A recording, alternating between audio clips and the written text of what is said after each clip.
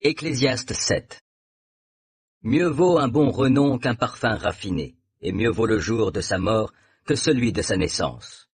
Mieux vaut se rendre dans une maison endeuillée que dans celle où l'on festoie, car celle-là nous rappelle quelle est la fin de tout homme, et il est bon d'y réfléchir pendant qu'on est en vie.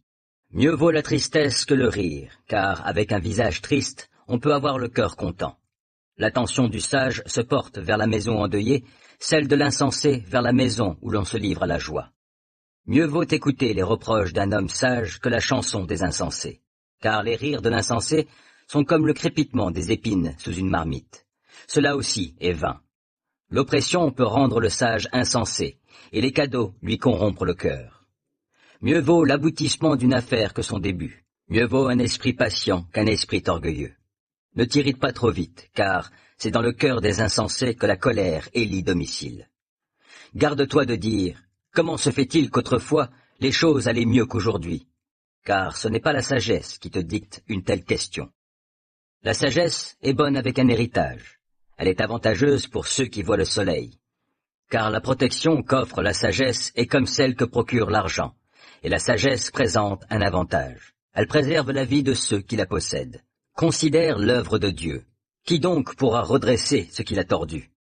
Au jour du bonheur, jouis du bonheur, et au jour du malheur, réfléchis, car Dieu a fait l'un et l'autre, de sorte que l'homme ne puisse rien deviner de son avenir. J'ai vu tout cela au cours de mon existence dérisoire.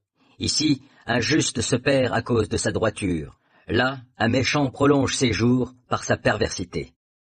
Ne sois pas juste à l'excès et ne sois pas sage outre mesure. Pourquoi te détruirais-tu? Ne sois pas non plus méchant outre mesure et ne sois pas insensé. Pourquoi voudrais-tu mourir avant ton heure? Tu feras bien de prendre garde à ces deux principes sans négliger l'un ou l'autre. Oui, celui qui craint Dieu s'en sortira pour les mettre en œuvre tous deux. La sagesse rend un homme plus fort qu'une ville défendue par 10 capitaines. Il n'y a cependant sur terre aucun homme juste qui fasse toujours le bien sans jamais pécher.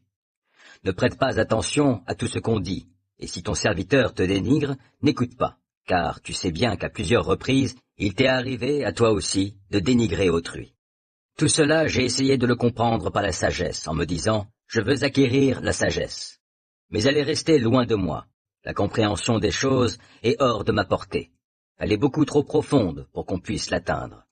Mais je me suis appliqué avec toutes mes facultés à apprendre, à explorer et à rechercher la sagesse et la raison, et à discerner que la méchanceté est insensée et que la folie est déraisonnable. Je trouve qu'une femme est plus amère que la mort lorsqu'elle est un piège, son cœur un filet et ses bras des chaînes. Celui qui se comporte bien aux yeux de Dieu lui échappera, mais le pécheur s'y fera prendre. Considère, dit le maître, à quelle conclusion je suis parvenu en examinant les choses une à une, pour en faire l'analyse. D'ailleurs, je cherche encore et je n'ai pas trouvé.